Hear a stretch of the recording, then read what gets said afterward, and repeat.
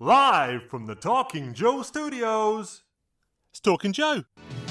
Fighting for fandom wherever there's trouble. The podcast's on the air. Talking Joe is there. Talking Joe. Talking Joe.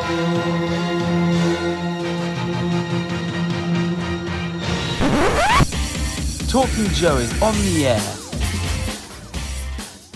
We had retired that somewhat self-indulgent jingle, but I thought, given what we're talking about today, I'll give it one last whirl. You are watching and listening to Talking Joe, the dedicated G.I. Joe comics podcast. And today we are talking about the somewhat brilliant comic from IDW called Saturday Morning Adventures. And we'll be talking to all of the creative team about it. But first up, we'll be talking specifically to the writer. So we are talking to Erik Burnham, a Minnesotan writer and artist. He's worked on many different books at IDW, often with Dan Schoening and colorist Luis Antonio Delgado.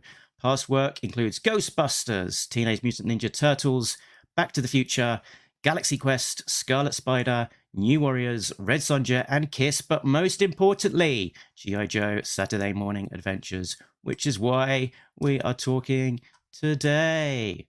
So, hello, Erik, and welcome to the show. Hey, how's it going? Thanks for having me. And pardon me in upfront, just in case I cough. I'm just getting over a cold, and it just doesn't want to let go. Yeah, I've given myself some Lemsip because I think I've got hay fever and maybe a cold. It's difficult to tell when you've got them both at the same time. So that's true. I live in the middle of the woods, so I get a lot of both. So I'm feeling okay at the moment, but yeah, if you may find me blowing my nose, having a silent cough, but yeah. If I hit the mute and go like this, it's probably just the cold. Yeah, so so nobody's confused.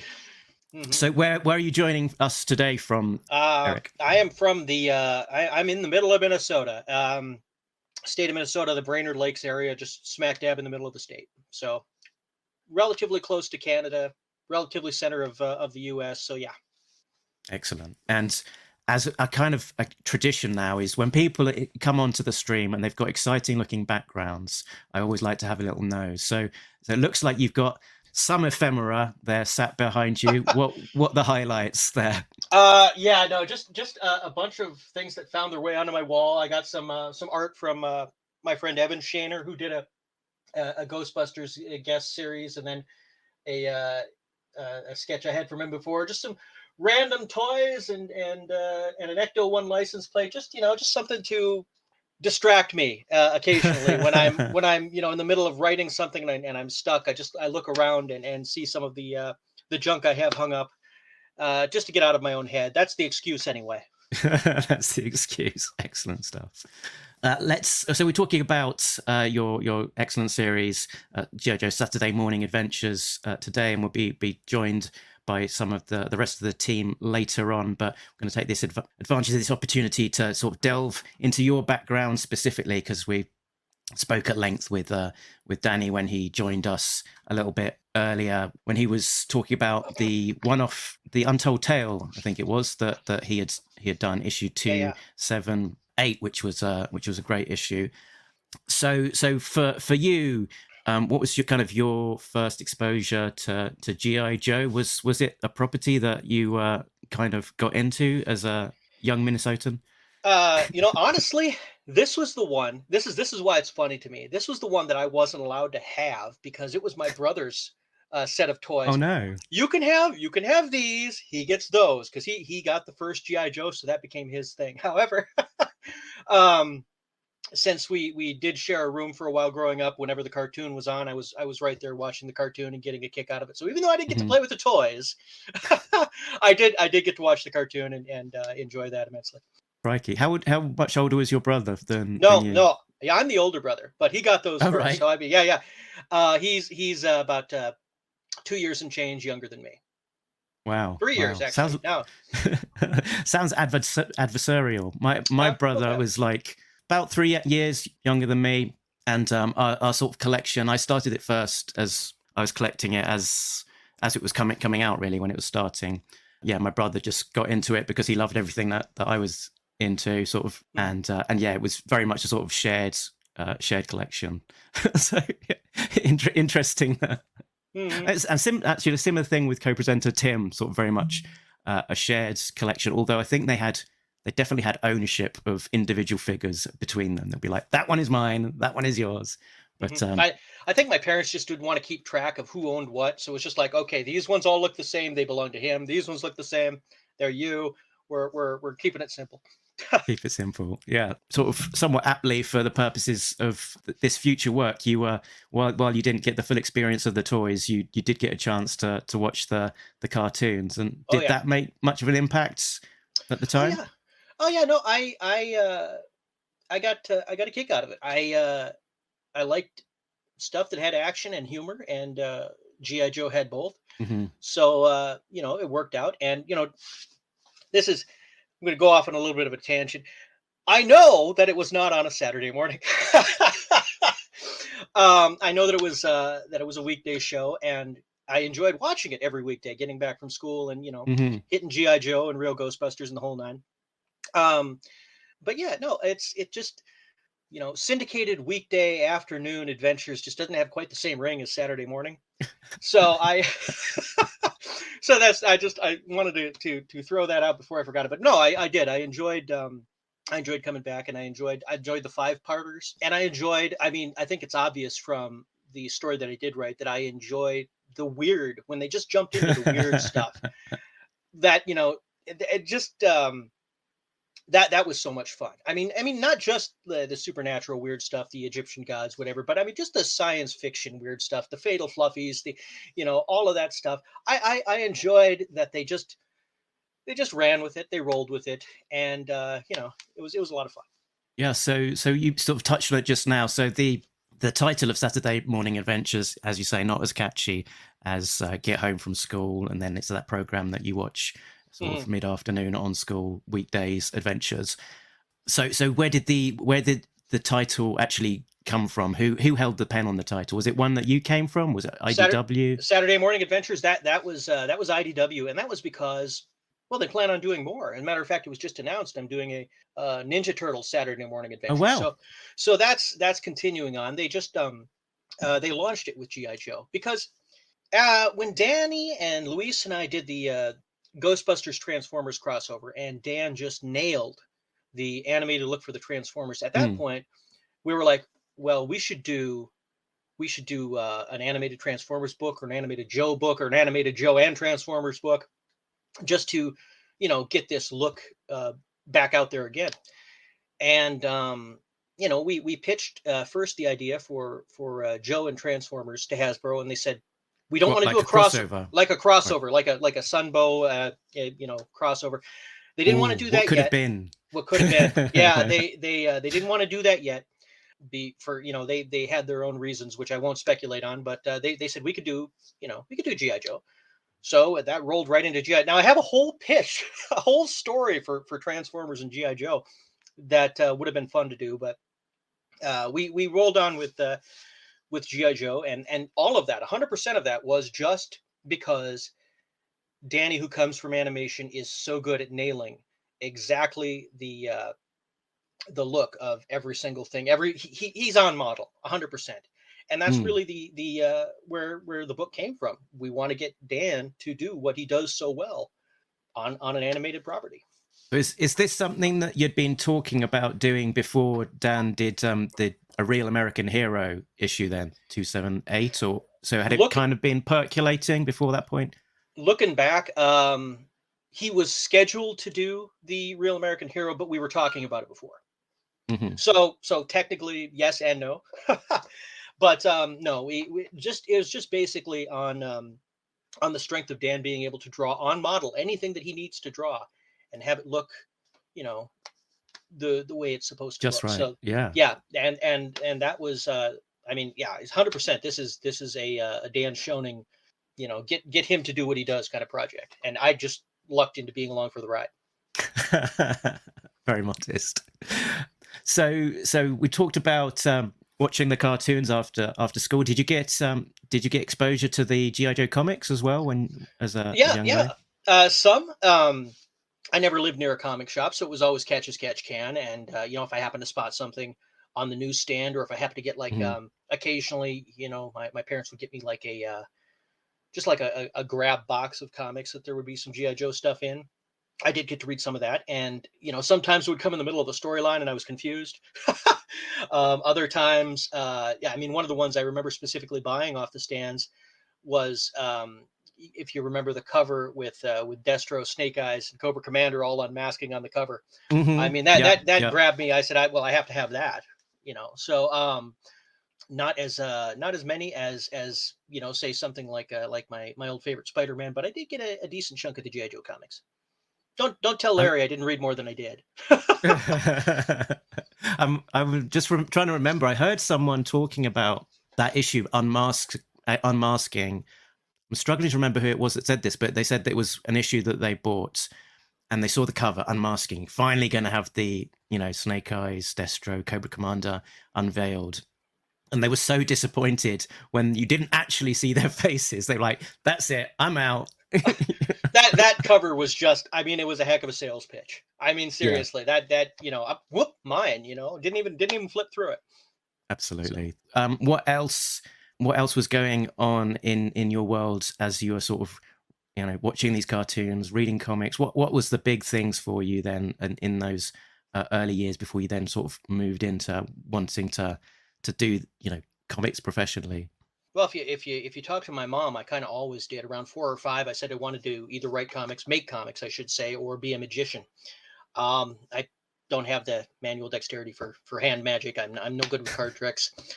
So it became comics because I like storytelling, and I enjoy writing prose. I enjoy writing screenplays, but I really love comics. Straight up, I think everybody who works in this industry at their core loves comics. They don't get into it because it's not something else. They get into it because it is what it is. And given all things being equal, it's just it's a wonderful method of storytelling. And I wanted to do that. It was also, to be fair, just not to contradict what I just said, it was easier to get a comic out than something like a movie, because I didn't need to wrangle anybody else. I could, worst come to worst, I could put something together on my own. Yeah. But no, just the love was always there, and it never occurred to me that it was something that I couldn't do or shouldn't do. It was just something that I wanted to do, and it took a while. Before I was able to do something and get it out to an audience regularly. But it was always worked towards. So. And it's interesting you say that you kind of wanted to work in comics from such an early age, because I quite often hear the story of there just being a moment of realization that actually comics are a thing that are made, and they don't just magic up as if conjured by a genie, that they're actually people sort of working to kind of produce these things. So yeah, I guess that realization came to you early that somebody has to make these things. Yeah, well, I was reading very early, and you see on the cover of a book that there's an author, so somebody made this, and it just it just didn't occur to me that wasn't the case with everything. Although I was probably a little bit more naive about how many people it took to make any given thing. But yeah, no, I just figured, okay, well, these people here, they got a credit box that says buy. Okay, they made it. If they can make it, I should make it. Stan Lee most of the time, wasn't it? Yeah. Big letters, and there was a lot of Stan Lee. Yeah, the actual people who made it in a much smaller font. But so after kind of wanting to make comics at a young age, what was the route that you somehow found to make it as a profession? Well, okay. I'll give you a condensed version.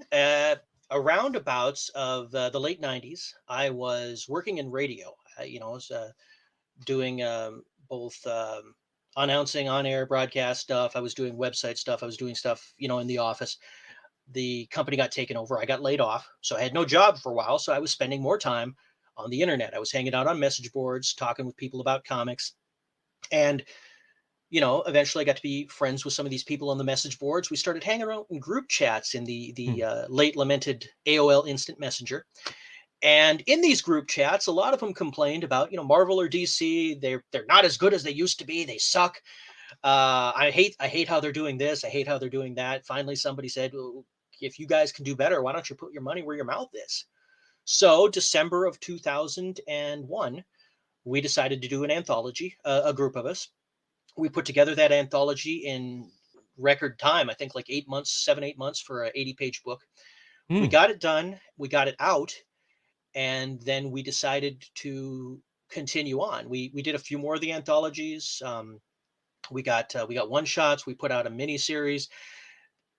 Just a bunch of projects. One of the people who worked with us, Tom Waltz, Wow. We put out his mini series, Children of the Grave. He got it collected over at IDW. Got friendly with them. Became an editor. He liked my work at the comic book Nick Landime that we put out. He liked that, so he offered me a chance to pitch for an anthology that he was working on at IDW.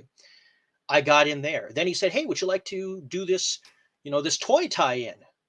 Yeah, I'll do a toy tie-in. So I did that. Then it was a tie-in to a movie, which was the A-Team, and then it was Ghostbusters, and it just kind of, incremental steps. Okay. All from, me losing my job and hanging out on the internet on to me doing this full time. Excellent. Sounds like a very similar origin story actually to Brandon Jerwa, who's a G.I. Joe writer for Devil's Due as well, where he was laid off from a radio station and then used that time to write some spec scripts, send them off, and got picked up by Devil's Due. So yeah, I wish that I had been as as proactive as that. This just kind of, hey, you should be in the anthology. Okay, yeah, I can do that. I have time. Excellent.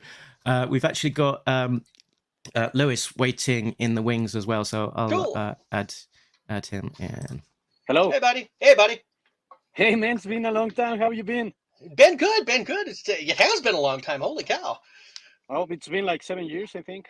Oh, man. No, it can't have been that long. Can it? Yeah. I think the last time I went to Comic-Con was 2016, I think so. Oh, my goodness. It has been that long. That is too long. Yeah, it's been too long. I mean, Ghostbusters, Godzilla, G.I. Joe. It's been years since we talked face to face. Yeah. Oh my goodness. See, this is well. Appreciate you getting us both on the podcast. We at least say hello to each other. Are you kidding me, guys? Yeah. I'm actually honored to be on the podcast. I was trying everything. I even put out an alarm clock so I wouldn't wake up too late or be hangover or anything. So I was really focusing on being on time. I had 3 alarm clocks, 2 on my phone, 1 on my.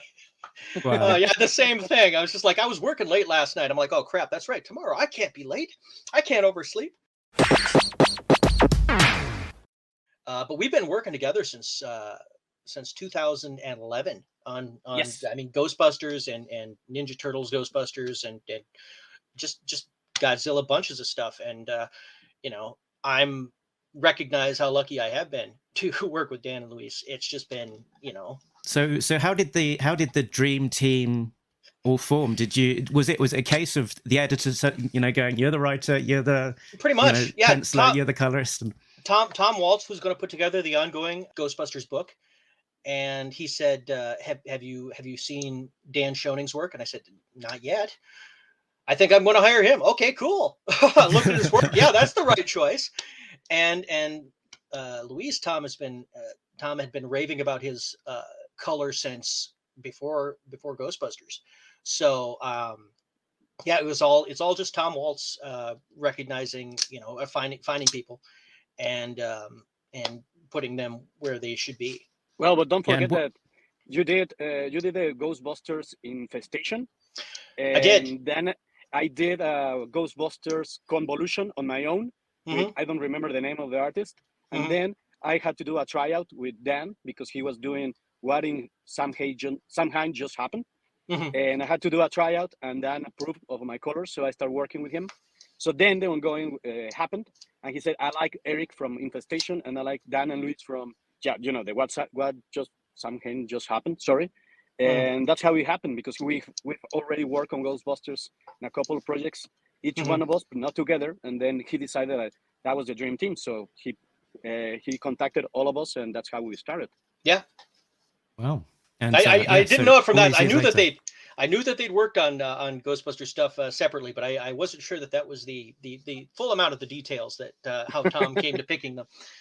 So Let's just pick up some more stuff on the writing. So I was looking at your website. It's got a sort of a sample sort of scripting kind of process where you talk about your method for writing and what that might actually look at. So can you talk to that a little bit and sort Sure. of specifically, how it applied to the G.I. Joe book as well, kind of whether that fit nicely in your standard method or not? Oh yeah, no. Everything gets written largely the same because it's a comfortable process. I have if I'm lucky enough to do a general outline of the entire series. Sometimes I have a shorter outline, but I have an idea of the story from beginning to end. I get that out of the way, which I think that is part one where I plot. Then I break it down by the page. Well, And did this kind of the main thrust of the story that came to you pretty early on as a fairly kind of solid idea of kind of it's going to be this Genie plot, or did you? Right. I wrote something that. Well, no, I know that I knew that I had 4 issues. I needed to know that I needed to have an idea fast because the schedule was it was tight, and I knew that I needed to be doing something different. I would have needed more time to come up with the heavy sci-fi that G.I. Joe often leaned into. That's something that was different enough from anything the show had done. But they hadn't done as many of things like this. And the oft references Egyptian gods episode was the one that sold me on doing the Aladdin initiative, the Genie thing. It's something that offers a lot of possibilities, a lot of comedic possibilities, a lot of action possibilities, and if there's any, well, how does this make sense logically? It's magic. It's a genie. It's a shortcut. So it all helped. It all helped to fit into the time that I had, which I think I only had a few days to come up with a plot to get off to Hasbro for approval. So yeah, it was quite a condensed couple of days just coming up with the overall plot idea, and so it wasn't too much time to kind of and about different ways you could go. Yeah, it was kind of Tom emailing me on a Tuesday and saying, "Can you get me something by Friday?"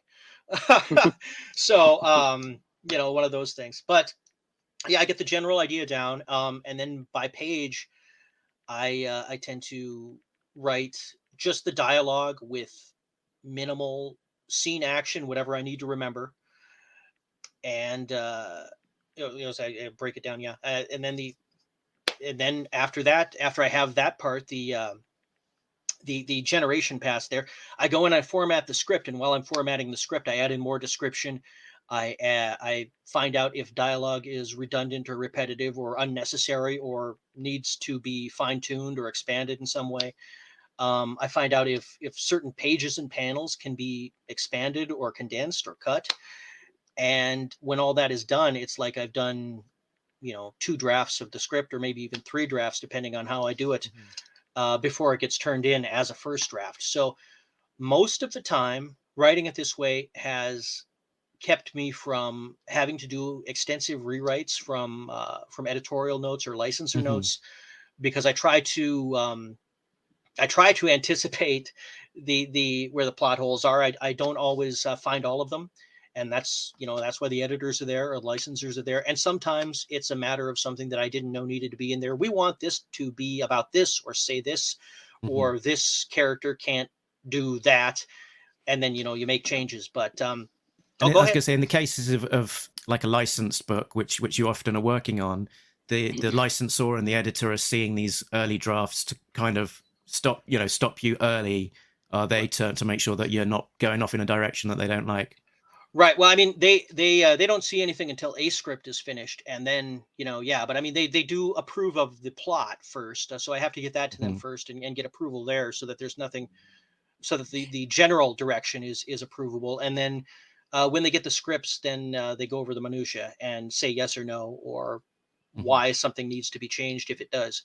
But so far, like I said, working the scripts the way that these this little article says I do has saved me some trouble. But it's not perfect, and there's still, every once in a while I'll still make a mistake, or still do something that a fan says that I shouldn't have done because everybody knows. And it's not infallible. I'm not infallible, but I try. Sure, I'm not infallible. Very modest. That's nice. So once you've got the script across, and it's going to go to the artist who's often Danny in your case, does that mean? Do you then sort of have much interaction with your artist, and specifically Danny for this project, about what he'd maybe like to draw, what interpreting a particular page, that kind of thing? Yeah, no, usually, and we have more of a shorthand, having worked together for so long, that he doesn't have too many questions. Dan will come to me, or Luis will come to me if there are questions about something that I didn't have in the script, because most of the time I'm just like, they know what they're doing. I'll let them pick the proper route. But yeah, if they have a question, I'll respond back. When there are first thing Dan does is he does thumbnails for the pages. If something comes up where that's not going to work because this reason, I'll let him know. Which, I mean, that's come up like 1 out of 1,000 times, where Dan has to change something because it doesn't work with the intent of the script. Very super rare. More often, what'll happen is if he draws something differently that doesn't quite work with the script, I'll rewrite the dialogue to make it make sense. And because that's the easier thing than redrawing or recoloring. It's easier. So I'll fine tune after the art is in. And if there are any questions before Dan's going to draw, he'll shoot them to me. But usually there aren't too many questions, and usually there aren't too many problems. So it's just 1, 2, 3. If it wasn't for the fact that there was a step with licensing that had to be approved, I'm sure that I wouldn't see the pages until they were completely done. Yeah, I think when Larry Hama writes, he often does a dialogue pass kind of over the final art to kind of make sure that he's kind of talking around anything that might be slightly ambiguous in the art, or sort of talking to the facial expressions that have been drawn and that kind of thing. And I mean, and a lettering pass for that kind of thing is absolutely necessary. Larry, he still gets to do the old school Marvel method. The younger writers, the writers who haven't, come up doing that, don't have the deserved clout that Larry has. No, we have to turn in a full script to be approved before the artists even get a whiff.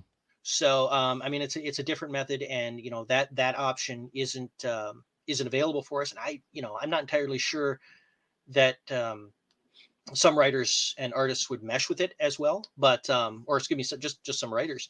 But either way, once the art is done, it's always worth going through and doing a polish on the dialogue. And if the face says it, you don't need the words sometimes. I had a question that I meant to ask a little earlier that I'll get to now, which is that I think on your bio you describe yourself as a writer and artist. There we go, writer and artist. Yeah, could you talk to the artist aspect a little bit? So, well, when I started out, I was doing comic strips, and I was doing other things. But when I started out with the anthology that I mentioned, I didn't have a whole lot of contacts of friends who did comic art. I definitely didn't have the money to pay somebody what they were worth to draw the story. So I did it myself. And sometimes the art looks better, and sometimes the art looks worse. And it'll always take me about 5 times as long to draw something. So a page that takes Dan a day will probably take me 2, maybe 3 days to get to the same level of quality. But and which is why for the freelance stuff, I'm always going to be a writer. I just can't work to the speed that the artists need to.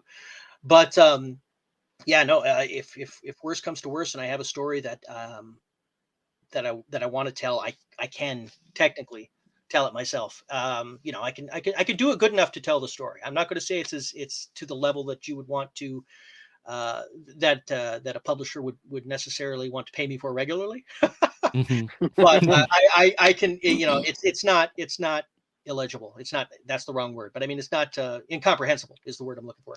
Excellent. I'm wondering, seeing as we've got both of you here, Erik, did you have any questions for Lewis, and Lewis, did you have any questions for Erik?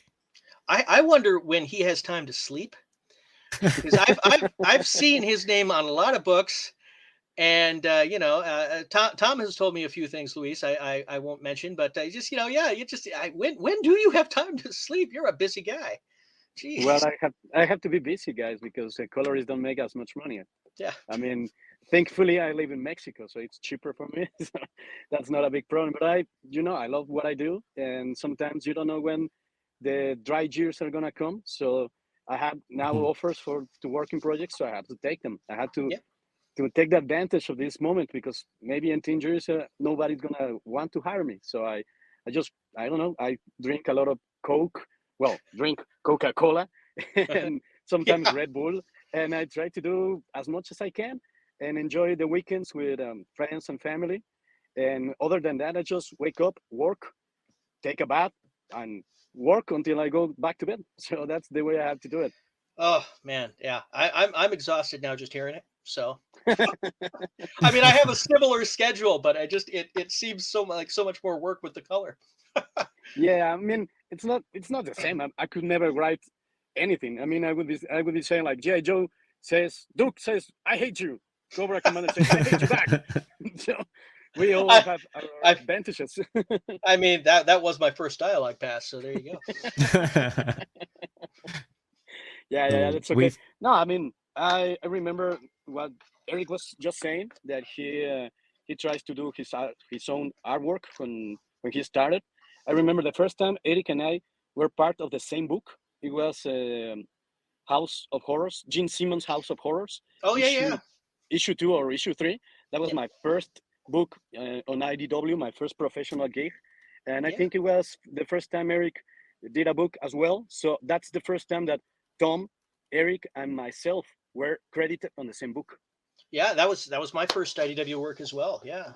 And that was back in 2007. Yeah. Oh my goodness. Yeah. Oh boy, that just feels so much longer ago than I want to. And Mark, you don't know this, but every time that Erik writes the script, he does a little at the beginning. He says script by Erik Burnham, edits by Tom Waltz, drawing by pencils by Dan Schoening, and colors by Luis Delgado. But he always does some kind of funny joke, and it's just hilarious to me to. I wait for that joke every time I open one of his scripts. It's like I want to see what his mind is traveling, how far he's going. That he has to invent nicknames for each one of us. We've worked together for 100 books. I mean, between Ghostbusters, Godzilla, and G.I. Joe, almost 100 books. So he has 100 jokes for my name. I mean, that's how crazy Erik is. He's amazing. I mean, he's one of the funniest guys ever. I kind of wish that they would put those in the credits sometimes, but they never do. Oh, no. That would be amazing. The last time, I think the last one he sent to me was Pantonalist, Luis, I don't know, something between Pantone and Colourist and my name, and it was really funny. I mean, I don't remember right now because I don't have it in my computer, but it was like, this guy's always making me laugh. Well, if you had a colorist who couldn't talk, they might be a Pantone mine artist. There you go. There we go. Okay, I'll have to remember that one. We've got Danny and Tim waiting in the wings, so I'll add them into the stream. I really want to talk Joe with you. It's a real American Tim. American Tim. So here we go. It's a real American Tim Finn, and Danny Dapper Dan Schoening. There I am. There you are. Can you hear me? Yes. Yep, we can hear you good. It's good I was listening in a little bit on what Luis was saying. It was nice to hear your voice again, Luis and Erik. Yeah. Nice to meet you, Mark. Nice to meet you, Tim, virtually. I like that comic you have in the background, Tim. I'm in a hotel in California. This is Plan B. And nice. So this is the wall behind me. And always good to have a Plan B. If there was a second computer, I could HDMI into this TV right here. and I have actual GI Joe animation behind me. But so it's my rectangle is only going to be one out of 6. So I thought I didn't need to go crazy with the background. Yeah. It's lucky that the hotel had that comic there already. That's very fortuitous. I think what you might be saying is it's lucky that I don't travel without GI Joe comics. Mm-hmm. And Diana Davis said that she might join us at some point if she takes a break from looking after little trees. Diana is there. Hey there. Hey, Diana. Yeah, Diana, sort of from your perspective, what point did you hear about this project, and was it a normal project for you? It's from what I've heard so far, it sounds like you maybe a little bit more hands-on, at least in the cover choices. That's for the cover choices are because if it's not hands-on with a cartoon, the hands end up going on. Try prying my fingers off of anything to do with the cartoon. But when Tom told me about it, I just got so excited. I geeked out for 20, 30 minutes until someone told me, stop talking, please. We need to move on this. It was really exciting. He told me it was coming up. He showed me some of the stuff. And before he said anything, I said, well, could I help on that one? Because I know a lot about the cartoon. I'm really into the cartoon. David Thornton, who a lot of people know from Quick Kicks Theater, and I used to geek out over the cartoon. If anyone knows anything, that would be that guy. But he's been, off the grid for a bit. So I I excitedly volunteered myself for that. And I'm lucky enough to live in Los Angeles, where pretty much most of the storyboard artists, actors, writers, directors, they're still here. And you run into them a lot. And so for me with that, when they were asking for variant covers, I said, I wanted to see this. I'd love to see it. Those guys still enjoy talking about the cartoon and doing them, and they love it. Would it be something that's possible? And Tom liked the idea, and Larry Rick liked the idea, and so it all worked out well. I mean, Larry and Rick's covers just came out. Larry's cover came out, right before the movie hit the theaters, and they all 3 of them knocked it out of the park. Will was not necessarily available for anything new, which was lucky enough for me that they said, well, we'll just use that piece that he did for you, and he was fine with that too. So that was one of those happy, all the planets aligned properly for that one. But honestly, my job is just to sit and be in awe of Erik, Dan, and Luis, which I constantly am. It's just I am lucky enough to be able to see these things put together, read them, and just get to immerse myself in something I've waited over 3 decades to see.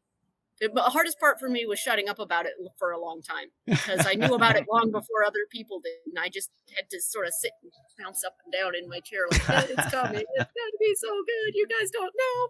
So yeah, it's been fantastic. And if they need something, I go get it. Dan said, I need as many pictures of Polly as you can get me. Okay. Yeah, here I go. Pictures. So yeah, but it's Excellent. just been so much fun watching them do that. Just watching them put it all together and being able to sit on the sidelines for that. It is an amazing comic.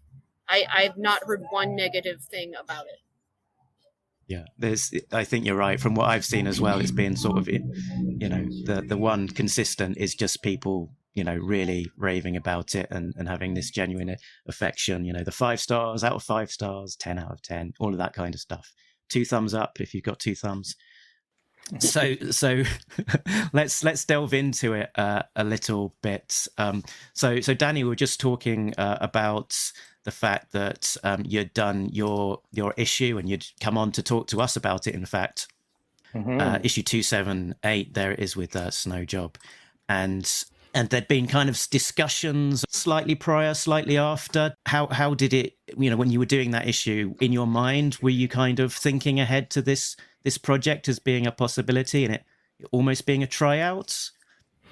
No, it's actually a surprise for me. I wasn't expecting to be able to do the Sunbow style or to do an arc of stories based on the show. And the 278 issue was a lot of fun because it's not quite using that animated style. I was kind of looking more at the 80s G.I. Joe comic books at the time. And Luis brought his amazing color skills to that issue as well. So it was really nice to be able to work with him. And it was really cool to illustrate a script that Larry wrote, because he writes differently than Erik, who I'm used to. He writes all the dialogue first, so I can kind of get an idea of how what kind of mannerisms and poses I want to use with the characters. But Larry, he writes it in a way that it's just kind of a breakdown of what he'd like to see in each panel, and then he'll add the dialogue later. So it was an interesting way, because like when I got to actually read the comic, it was really fresh and kind of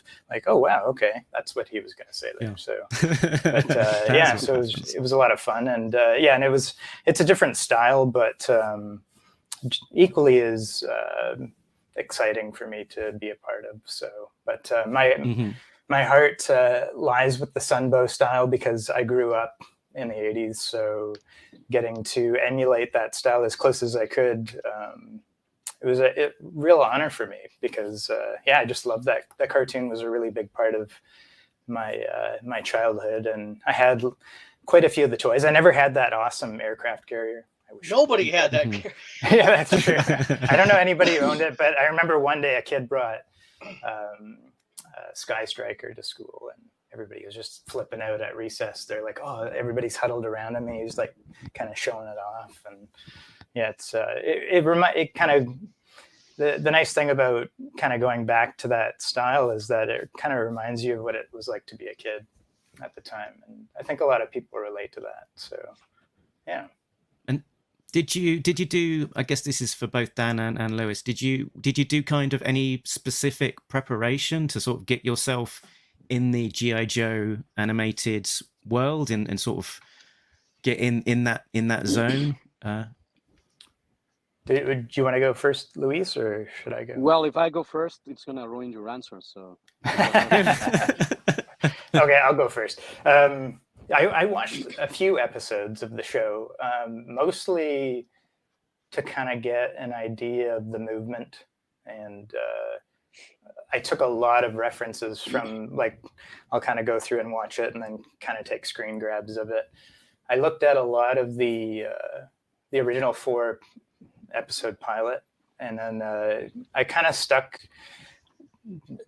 between the season 1 and 2 after that, because I would pick ones that I found to be the most, I guess, the draftsmanship was higher quality, because some episodes, it kind of differs depending on what studio they give the animation to. So I believe it's Toei, that I hope I'm pronouncing it correctly, but I think they had the highest quality, so I stuck with that mostly.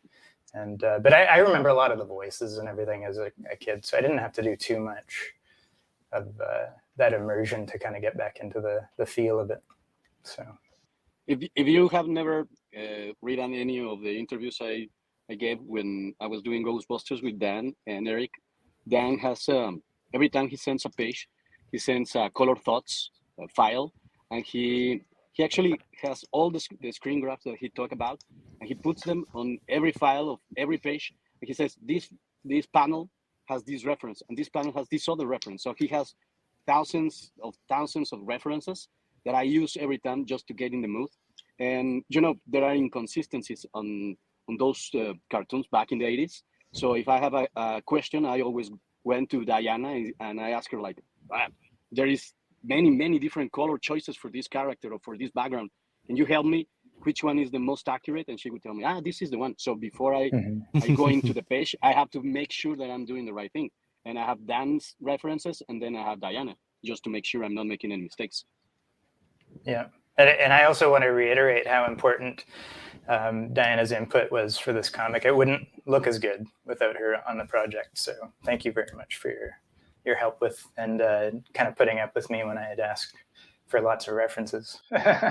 Yeah. It has been nothing but a joy. It's literally 3 decades of pent up wanting to get that on the page. And again, mine is you'll ask me for something, and the emails can be epically long. Yeah. I'm going to get every single one. And Luis is right. There were some characters that were never drawn the same way twice. And in that situation, you just have to pick the one you think is going to be the most recognizable. Mm-hmm. And that's sometimes hard to do. Yeah, my biggest problem was Snake Eyes.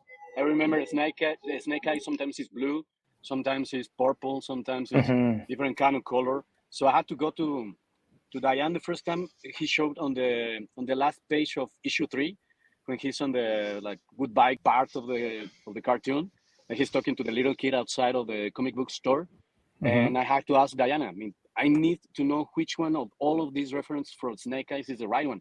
And she made a choice, and I went with it. I mean, like, she's the one in charge. She's the one who knows the book, well, the characters. I went with that character because that was the most difficult one. I asked once why Snake Eyes was purpley blue.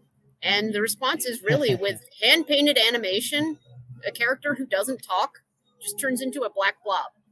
Even if you have silver, it's just a black blob of paint.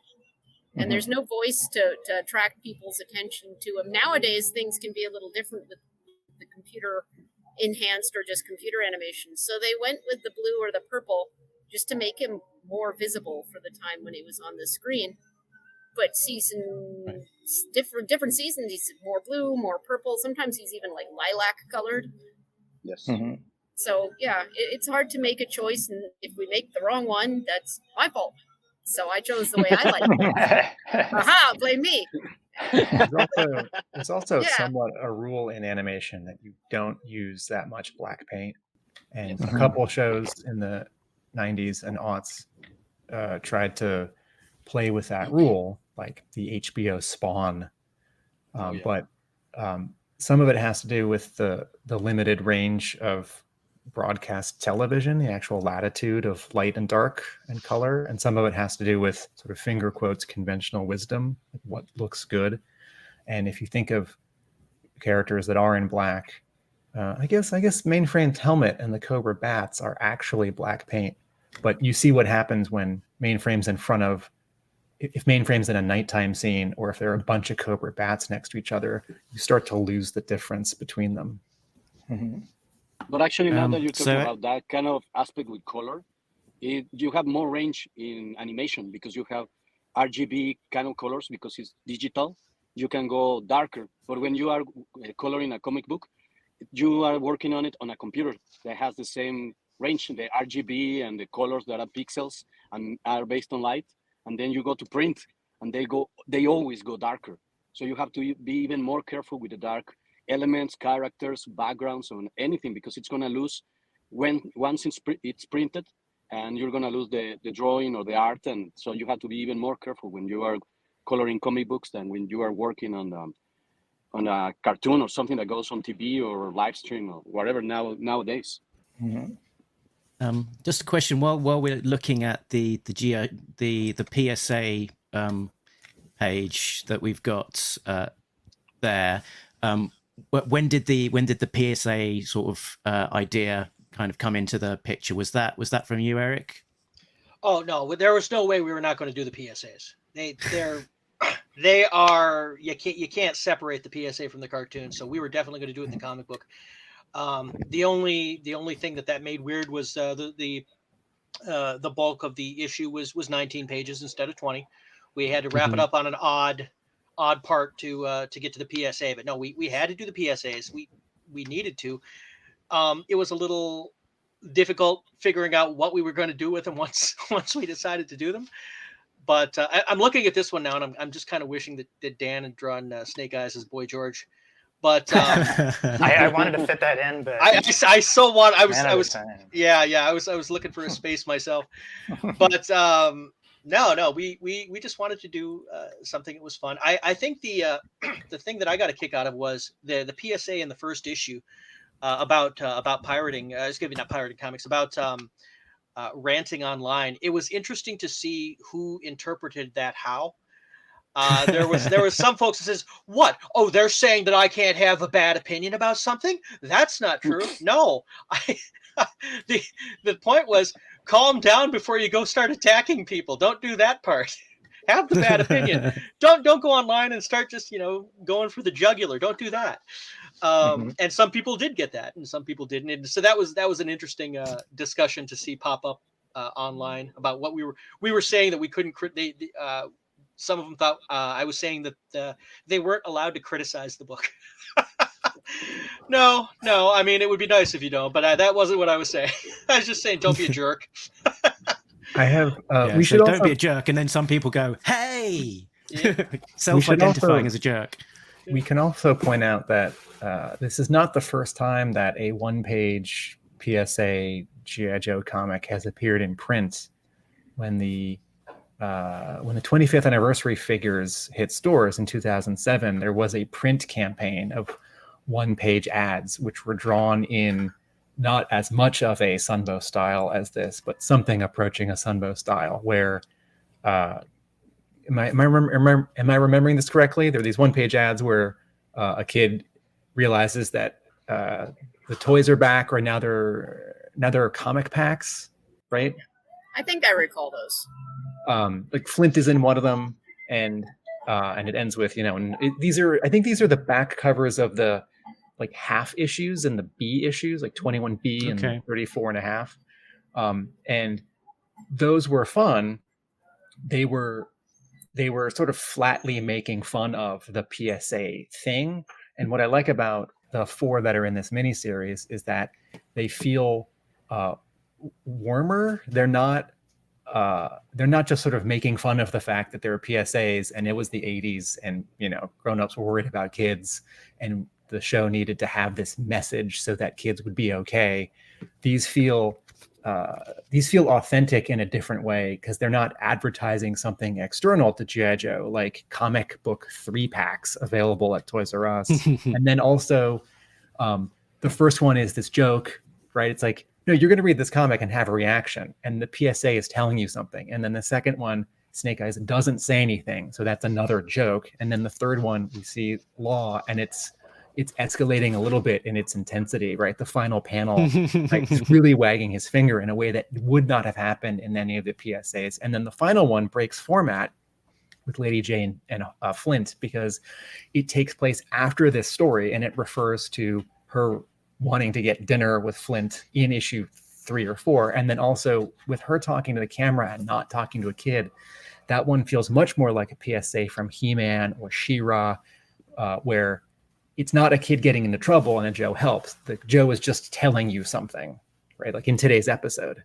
This miniseries, my one sentence review of this miniseries is pitch perfect, not long enough, right? I wanted more pages and I wanted a 5th issue because I couldn't quite tell if this was like a 2-parter or a 4-parter or a 5-parter. We haven't had 4-parters in the show. We had 2-parters and 5-parters. And I want all 20-page comics to be 22 pages. But the fact that and then the PSAs are just the icing on the cake. I was just going to call out the fact that even in the PSAs we got a nice little sort of nod to the original, the one that we were just looking at with Snake Eyes with the blonde boy is this same blonde boy that from the cartoons, and I suspect that's probably the case for most of the not the last one, because I think that was just Lady J, but the other 3 were probably also original kids, I'm guessing. Yeah, just everything down to the kitty cat. That kitty cat was in an episode. Now you're gonna have to go find which episode the white kitty cat was in. While we're can I jump ahead and ask about an Easter egg? Who someone is, since we're now referring to blonde kids and kitty cats? Sure. All right. So to the creative team in issue 3, when Cobra Commander yells, "Release the gladiators," and there are a bunch of cobras cheering. Yeah. I can see the Games Master between Xandar and Zarana. I can't quite tell who is between Zarana and Dr. Mindbender. Oh, what's that guy's name? Let me just look in my. I know it. Oh, okay, Diana. Is he from the Pyramid of Darkness? It's Colonel Slash. Okay. Yes, that's who it is. I couldn't remember his name. Yeah. Thank you. Yeah. That's the one who went after Satin. Okay. There you go. He's a maxi jerk. I've he's got the nice hat. Colonel slash the maxi jerk. Gentlemen would knock before entering a lady's dressing room. Cool it, sister. Where are those guys you were dancing with? How should I know, you maxi jerk? I've got enough problems entertaining this sleazebag audience without having to answer a bunch of stupid questions from the likes of you. But we think those men are agents of G.I. Joe. That term's got to come back, maxi jerk. I think I'm going to start using that. All right. So my question for Erik about starting this is maybe for Erik and Diana. Was there any chance that this was going to be 5 issues? Because that is oftentimes more the number for a miniseries. Although IDW's been doing a lot of 4-issue miniseries recently, like Transformers, Terminator. But can you talk about your scale of the story? Because 19 or 20 pages does not equal 22 minutes of animation. And so 4 issues doesn't equal 4 episodes or 5 episodes if you're sort of mushing it. So were you thinking of this as a comic? Were you thinking of this as 7-minute acts? Were you thinking of this as a certain number of episodes? How did you sort of pick the scale of your story? I mean, you work with the space you got. Hasbro did float out the idea of doing a 5-parter, but it was already decided as 4, as budgeted as 4. So that was what we were going to get. And, you know, you treat it as I mean, you can treat it as the equivalent of a 5-parter. If it's not 5 parts, the constraints of a comic book we can't get as much stuff in as an episode of the cartoon, as you noted. But the large beats, this happens here, Duke captured here, this happens here, they'd all be the same, just don't have as much filler's not the right word, but that's the word I'll use. We don't have as much of the filler between the big beats.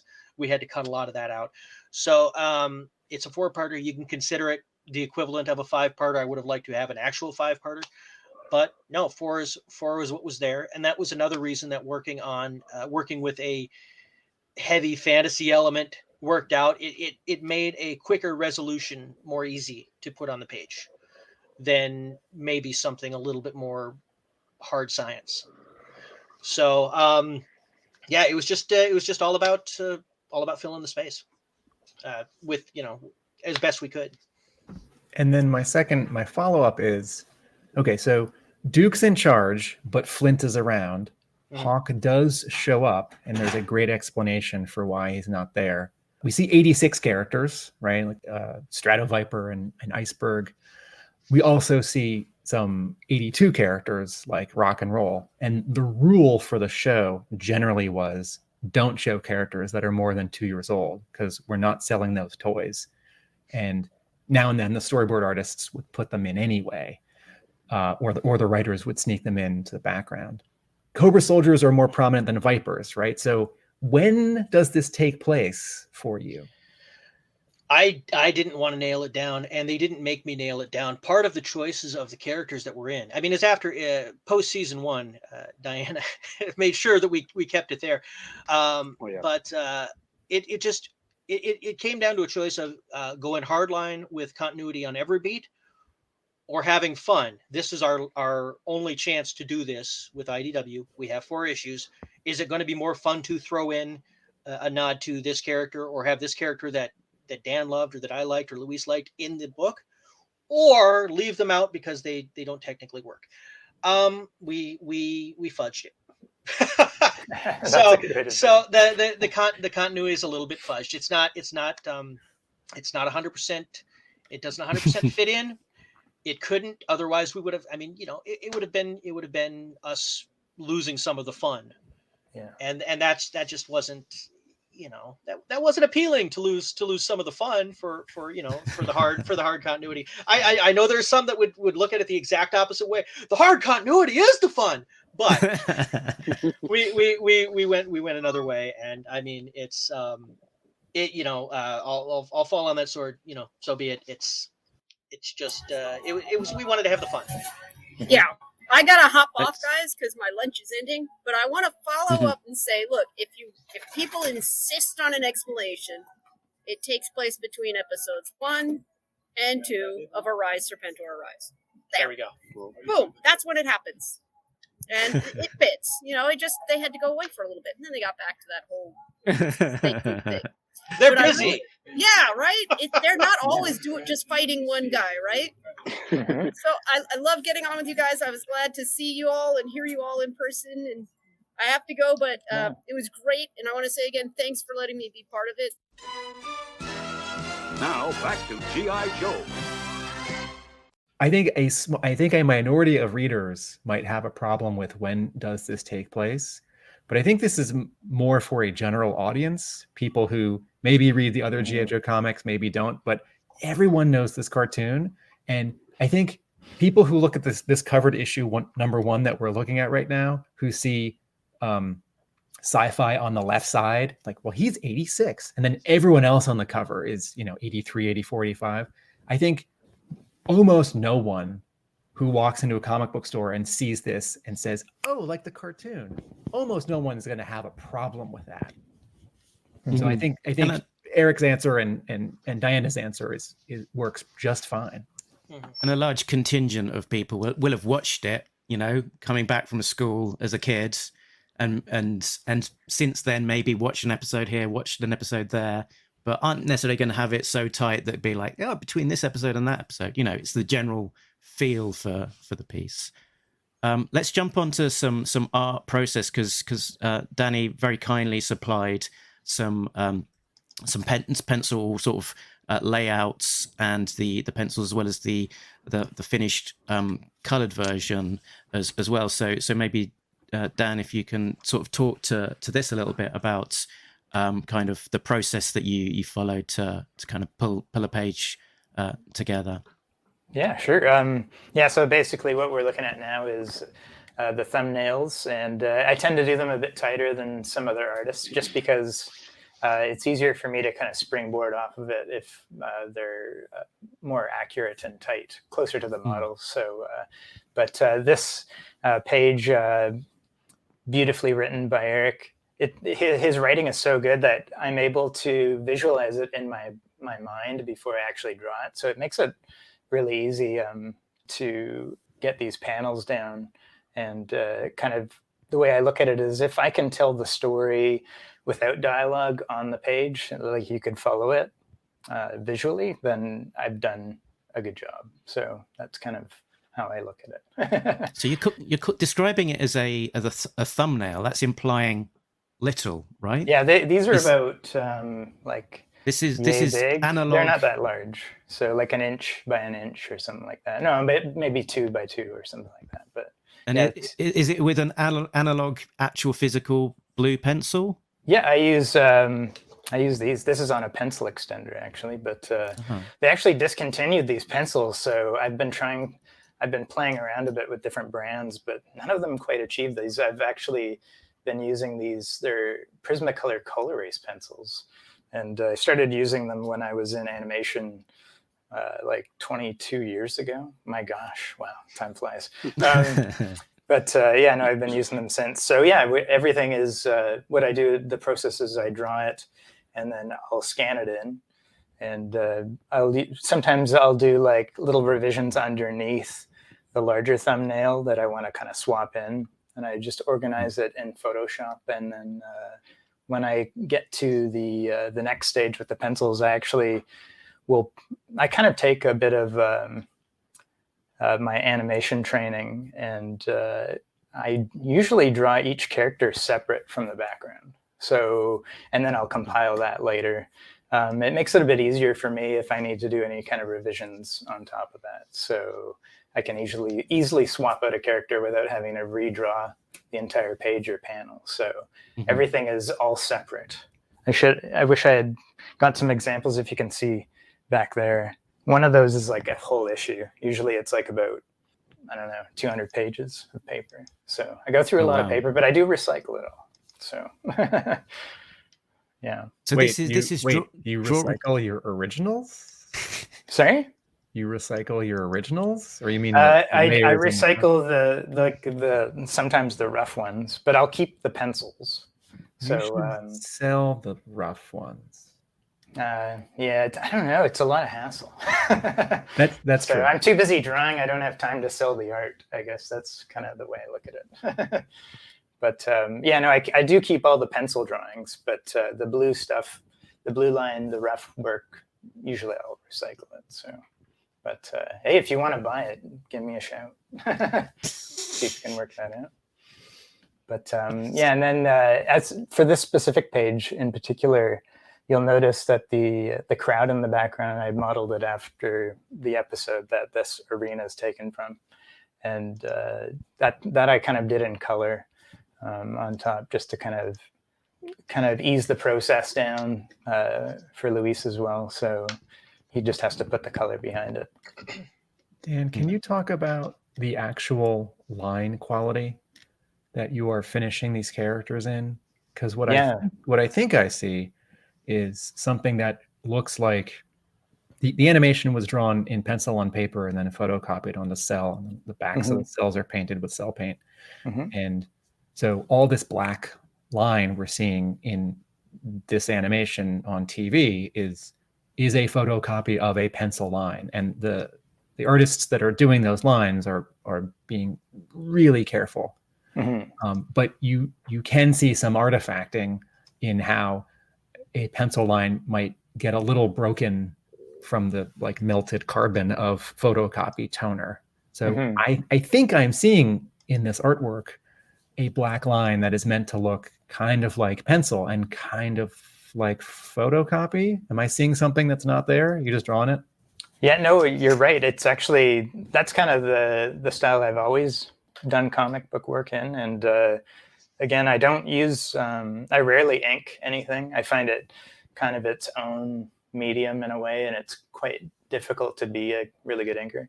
So I use the black Colourist pencil, and that's what I do to do all the cleanup work, which is something I also took from my days of doing animation. So, yeah, no, I just try and match. I look very closely at the show to make sure that they don't do any kind of thick to thin line quality like you might see in like a Disney animated film, but a lot of their line quality is the line is very linear. There's no thick to thin. So, but yeah, no, I just use kind of a black pencil, I guess.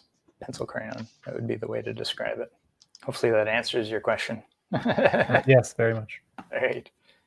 And then I think the next stage is where Luis comes in and works his magic. So, Luis, what can you tell us about this stage? I don't know, guys. I mean, it sounds like you're saying magic, and it's actually trying to do to say that what I do, it's more difficult than it actually is, because it's not.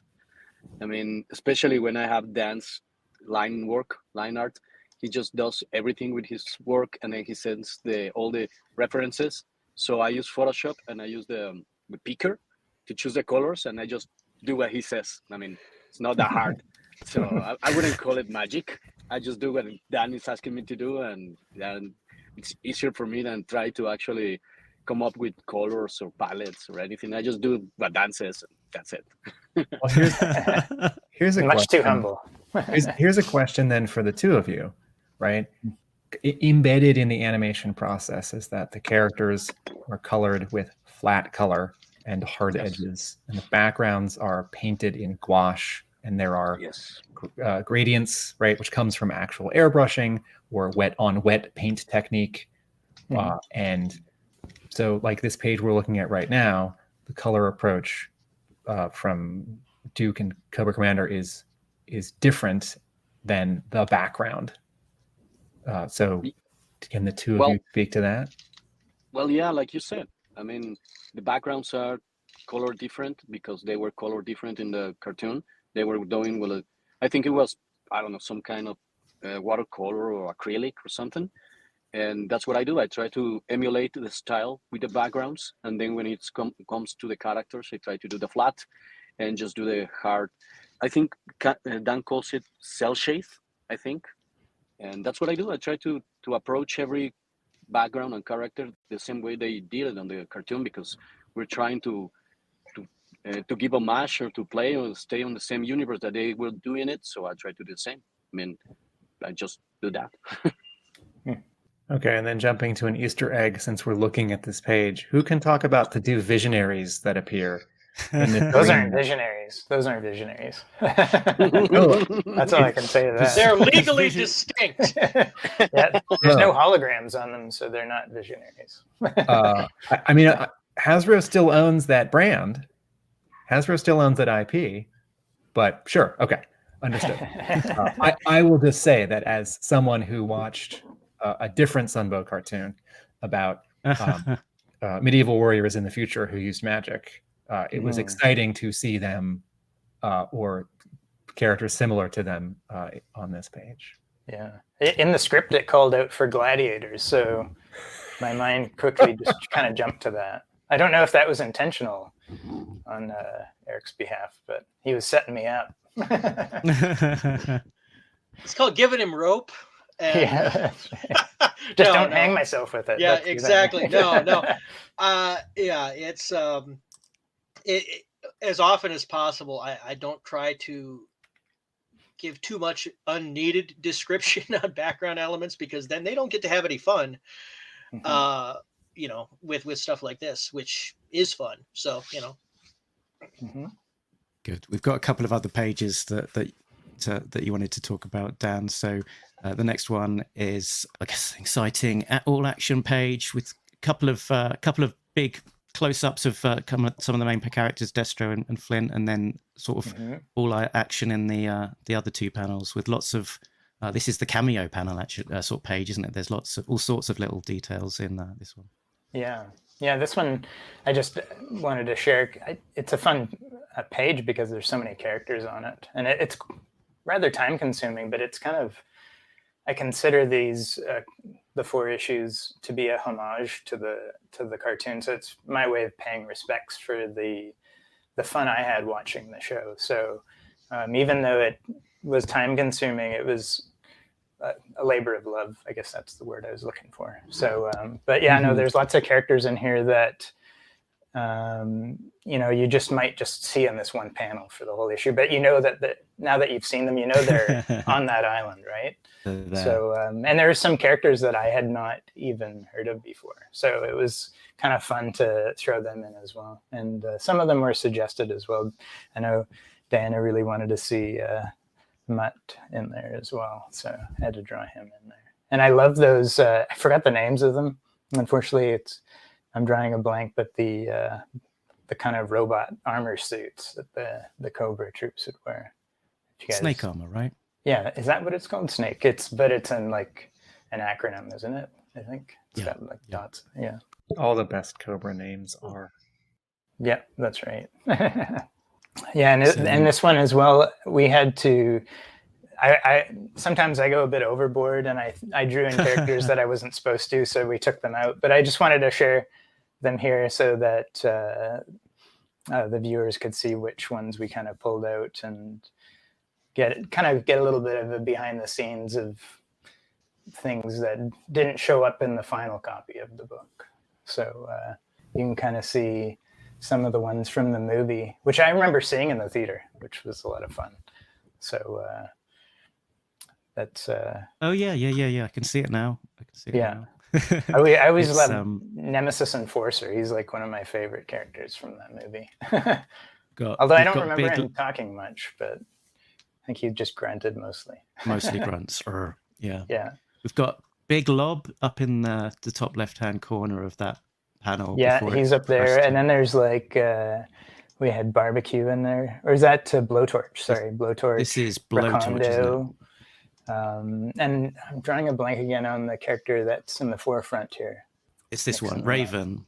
Raven, that's right. Yeah. So, but I just love to pull out those characters, you know, and just draw them in and just have fun with it, really.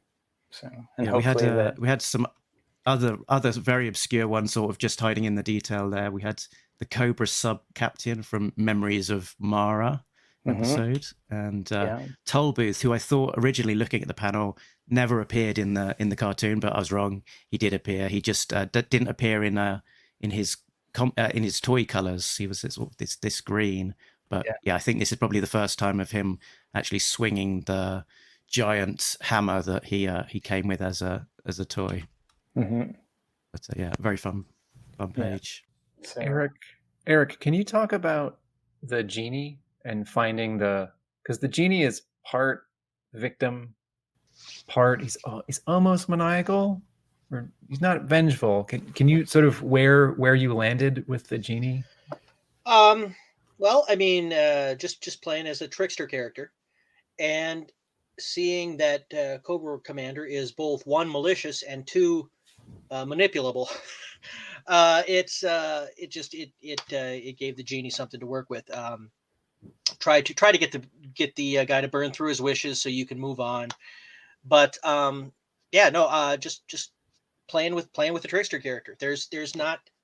That's not something that's as often used in GI Joe, so it felt fresh. I hope. I mean, I'm sure within seconds of saying that, there's like, well, I have a whole bunch of new examples to prove you wrong, but none of them came to me while I was writing the book. But yeah, just like I said, just something easy, something fun, something different. Mostly, I was the thing that I had the most fun with was seeing people. There was a little bit of crow eaten when they saw the wish at the beginning. Here's his 5 giant bats, and he's sending them out, and like this is, why did he only do? I had it referenced right in the book, and then you find out that he was just using them as a distraction to steal from gold reserves, and that's in the next book. And then I see all these tweets. Oh, we didn't expect him to do something competent. But it was fun to see that the harping on his decision just removed, gone the other way the next issue on Twitter and such. I mean, that was a hoot for me. But yeah. So Duke has more of a role than Flint. Eric, was that your choice, or was Diana pushing for that? No, I ran with Duke because, I mean, the cartoons that I saw, that specific voice was clearest to me, and that just made him an easy choice to put in the forefront, because I could hear how he sounds in my head a lot easier.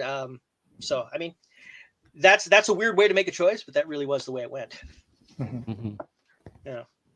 And then a question for, I guess, both Eric and Dan. So the Cobra base, where they all end up in the final to that one, is that specifically the Cobra base that we see in the main title for season 2?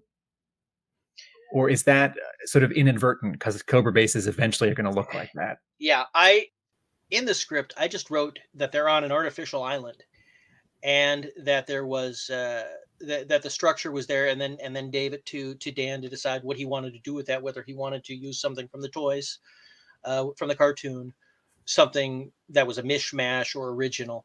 But other than the Cobra Temple, I didn't specify too much, because again, he might find something that's easier to draw than whatever I suggest. So yeah, it's kind of a mishmash, really. Their headquarters is kind of takes from a few different versions of their headquarters, because on the show it seems like they maybe had like 3 or 4.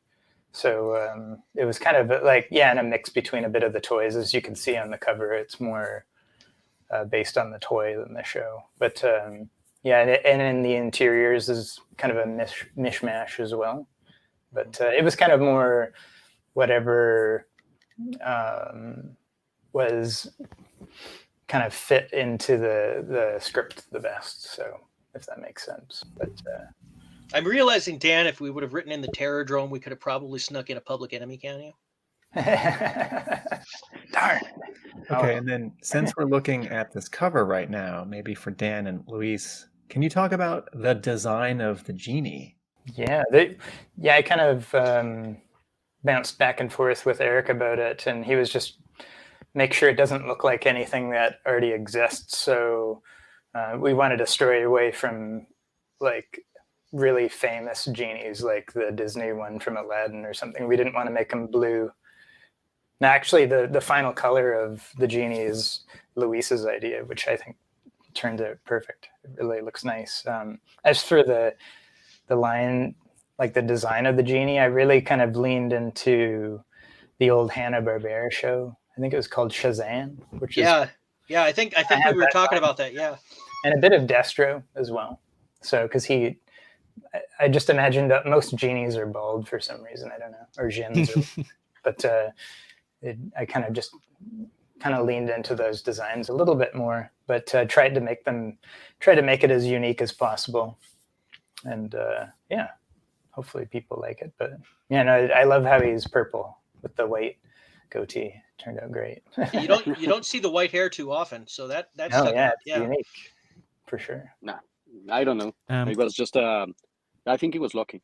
I think I couldn't escape from the Disney Genie, from Robin Williams Genie. I couldn't escape from it. So, and I didn't want to go red because it would be the Jafar Genie. So I was kind of trapped, and it didn't look good in green, and it didn't look good in orange. So I just felt like it looked good on purple, and then the black hair just looked off.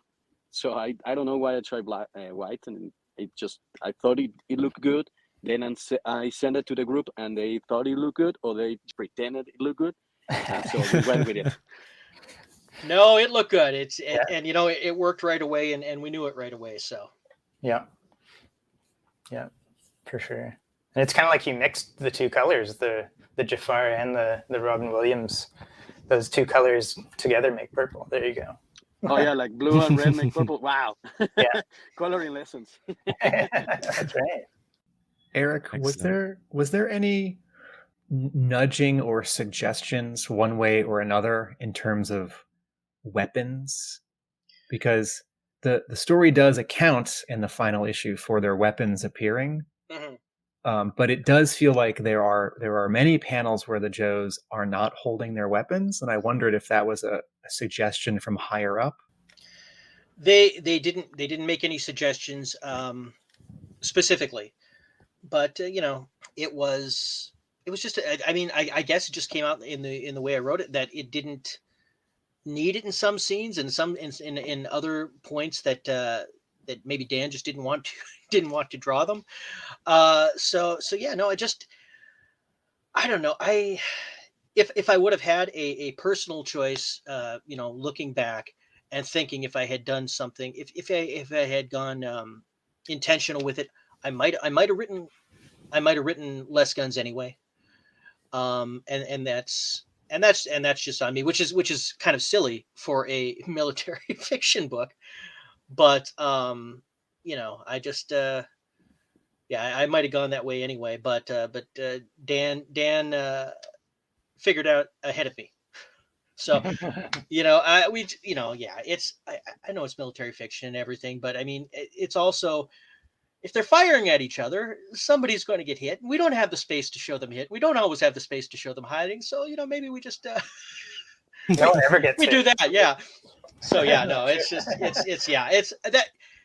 one of those things. I guess I didn't put as much thought into. Boy, I'm going to hear about this on Twitter, aren't I?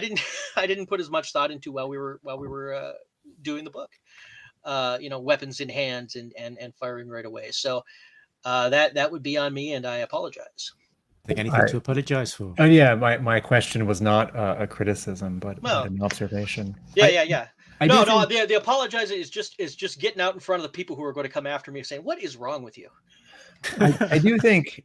I think this is a good point, that there's already so much to draw, all these characters, all these vehicles, and then these very particular weapons. Yeah. So if you're giving your artist a break or inadvertently doing so, that's fair. But also, there is a logic that becomes a little silly in the show when you have these two lines of soldiers shooting at each other and no one's hitting anyone. Yeah. They're sort of hitting things next to everyone. And then sooner or later, they're going to drop their weapons and punch. And so maybe you just get a step ahead of that. And there are some panels where there are fewer weapons. And then I always wondered how they ran out of ammo. It's unlimited lasers. Yeah, that's it. That's You know, how I thought they run out. You know, I mean, because well, it's just like, oh, it doesn't work anymore. Well, the show's inconsistent on this because Yeah. Roadblock refers to them as lasers in one episode, but also in the opening of the movie when when Hawk is firing, empty shell casings come out of his rifle. So the animation is a little inconsistent on this. A little bit, but you know, we make do. We kind of played with that a bit, yeah. Yeah. I see the page that you got up there over in the corner. That is definitely one that that folks took a lot of notice of Snake Eyes and Storm Shadow actually getting to do a little bit of a fight. And I know that that's not necessarily the way it played out in the show, but I wanted to see Dan draw it, and I thought it would look really cool, and it does look really cool. So that I am not apologizing for. Yeah, because I mean, to call it out specifically in the cartoon, it's often what Spirit and Storm Shadow were kind of the main kind of people who would face off, and it was the cartoon didn't really. Yeah, but it was less. Less Snake Eyes versus Storm Shadow that we're used to in the comics. But also in the show, to say that Storm Shadow and Quick Kick or Storm Shadow and Spirit face off, I think in total that happens twice for each of those pairings. And so there are so many characters to cram in that to cite as precedent, you know, like, well, in the show, Storm Shadow and Spirit face off. It's like, well, if there had been 10 more episodes, invariably there would have been some scene where Storm Shadow would face off with someone else. And I think there is leeway in the brand. And even if this page sort of sideways winks at the comic book rather than the cartoon, I think it makes sense. Like, it's not like kids who were watching the show in the 80s, many of them were also reading the comic. And I'm sure many of them were thinking, why aren't these two guys facing off in the show? Yeah. Even if the show wasn't going to get into to see this when they're younger with their toys, you know. So I know I did. That's why I enjoyed drawing this page. I think probably the big reason is you're not going to get any clever fight dialogue if you have these two fighting in the cartoon. And you know, you want to work that audio. Which is, I mean, that points to a bigger. I don't have confirmation on this, but I've long suspected that Snake Eyes doesn't do as much in the cartoon because he doesn't speak. And whether it's the writer's not quite sure how to approach that, the writer's not confident that when the animation comes back from overseas, if the storyboarding caught some extra body language, that the animation would communicate it and then it would be satisfying on screen, or if sort of writers and producers were saying, like, we don't need to push this character too much. He doesn't talk. It's sort of hard to deal with, right? Like, when you think of like a comparison that I often make in animation, thinking about animation, is G.I. Joe and Batman, the animated series from 1992. And Batman is paced, every episode is paced like a feature film, which is unusual for a 22-minute cartoon. And oftentimes the first minute of an episode of Batman starts with like a pan across a background, no one's speaking, and just sort of scene and tone setting as like two bank robbers are breaking into a vault or someone's walking, right? And that kind of cinematic visual storytelling, we see that more in animation since then, right? And a lot of G.I. Joe episodes just start. And so maybe a character like Snake Eyes in animation that comes a little later that can handle more subtlety or has a bigger budget or has a slightly better production schedule can communicate the subtlety of such a character. I like this page. I was very excited to read this page, and it didn't feel like it was breaking the rules of the show. But going back to my sort of one sentence review at the beginning of this episode, the reason why I like this comic book series so much is that nothing broke the rules of the cartoon. And you all know Diana firsthand as protective of the cartoon, and you'll have to take my word for it. I'm very protective of the cartoon. Do you want to talk to this page, Snake Eyes versus Storm Shadow, anymore, Dan? You've obviously played with the layout of the page a little bit with the sort of slanted, jagged kind of panel borders. Yeah, I kind of wanted to just have fun with it and with the layout, and the kind of the gutters were meant to kind of represent like slashes, you know. I always think of that with the swords, and I actually gave you this page too to show that even like sometimes I'll make huge mistakes, and how important it was for us to get things right. You'll see in the final issue, Storm Shadow's belt is on the correct side, but when I originally drew it, I drew it on the wrong side because somehow I had flipped my reference. So I had to go back and redraw all that stuff. But it was just so important for us to make sure that we were getting it as accurate as possible with the designs specifically in my case. So, but I really like this page. I think it turned out, I'm usually quite a harsh critique of my own work, but I think this one turned out well. Talking about layouts and gutters and whatnot, I'll just flip back to that earlier page that we were looking at with the not visionaries.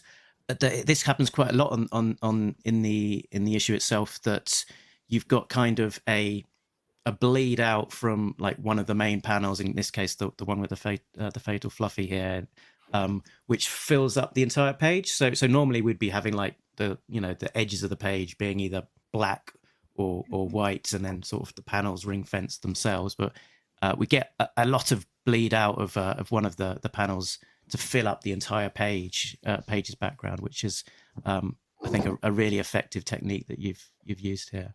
Thanks. Yeah, no, I kind of like to mix it up on each page, and for years of doing Ghostbusters, I was very particular about making sure. I know Erik probably smiling at this. I always drew everything horizontally, and Erik said, "Why don't you just mix it up sometime?" So whenever I do new comics with Erik in particular, I'll have that in the back of my mind, like Erik's saying, don't make everything horizontal. Play with the panels a bit, and just be a bit more creative with the layout overall. So, but I like doing the large kind of bleed out panels that are really large, and I think it's just nice to have that visually. Looks good. So it almost sort of like makes you imagine like a big art board with the sort of the painted background where the characters are actually are cells on top of the background. You can see beyond like the field guide of whatever it would have been on your television screen, so you can see the full background instead of just part of it. Yeah. Let's talk about SFX, baby. Let's talk about pew and scree. Let's talk about shooting gun things and the sound effects. We'll see. Let's talk about SFX. Let's talk about SFX. Erik, since Neil Uetake is not on this call, I wanted to ask Erik about sound effects. Erik, did you create the onomatopoeia of each sound effect? Was that? Yep. Okay, so this is an issue 3. This is a wonderful sound effect of the shark coming up out of the water. That's those letters are your choices. Yes. Yeah. Cool. I got him in the script, so Dan will have an idea of the spacing, same as everything else, and sometimes I should say sometimes Tom will come in and tweak. But I'm pretty sure that one was in the script because it sounds like something I'd write. the bloop of coming through the water, yeah. The bloop. It's a great sound effect. I spy with my little eye. A lot of the sort of the extra added fun of the issue is just trying to keep an eye out in the background of some of the little guest appearances and what else you could spot in there. So I was going to call out a few of those. Gung Ho, unfortunately, was missing his marine tattoo on his chest. I think that for legal reasons, probably wanted to stay clear of that insignia. But I think he could have just borrowed Mainframe's hat and sort of held that against his chest instead. Maybe the big age hasn't yet realized that Mainframe's helmet has that logo. They're only paying attention to Gung Ho because they've made that toy again recently. And I get the sense that maybe you could have just put in a globe without the sort of insignia or something and kind of got away with that. It would convey enough without it being on the nose. Mark, if it's a globe, then it's Captain Planet. Okay. People would have thought he was Captain Planet. Yeah. So it's an easy conclusion to reach. So we talked about Colonel Slash, Games Master is also in there, hidden away in the background, in between Xandar and Zorana, in the crowd of the gladiator match. You've got to be particularly eagle-eyed for that one, I think, because you've just got a hint of a bow tie and a beard. Not a lot to go on. Obviously, Fatal Fluffy from Pyramid of Darkness is playing a significant role in the gladiator arena, and a fun one was the animated version of Road Pig, who I think did appear in Deke form with the orange hair, but not in his classic outfit. Those 90 colors in the Deke animation. It's quite the palette on that. I think that's Major Blood under the turret of that bright orange tank. I think that's Sonic Fighter's Major Blood and Sonic Fighter's Road Pig. Speaking of unreasonable colors. Yeah. Garish. I quite like that Major Bloods. That's the one with all the grenades. It's like a grenade for every day of the month. We had Keelhaul sort of hiding behind Snake Eyes in one panel, who doesn't appear in the cartoon because that's Admiral Ledger. For whatever reason, they had this other character as the Admiral commanding the flag. That was a nice little hiding appearance. Tim, do you know why we didn't get Keelhaul? We got this other guy. Not directly, but my guess is that it has to do with the timing of when the animation's being written, model sheets are being designed, versus the timeline of Hasbro finalizing, a figure. And there had been, making the flag was a real challenge. So I don't know that it had delays, but those timelines may not have lined up. And the show was, in the first 10 episodes, the first 2 miniseries, the show was making efforts to create brass above the level of Duke, who were never going to get toys. And so this just, Admiral Ledger feels in keeping with that. And that was all of the things that I had spotted to call out. But I don't know, Erik or Dan, was there anything else that maybe we've not spotted that you'd like to shout out, or perhaps some of the things that ended up on the cutting room floor? Oh, I know that there's going to be Easter eggs that Dan put in there that I didn't catch yet.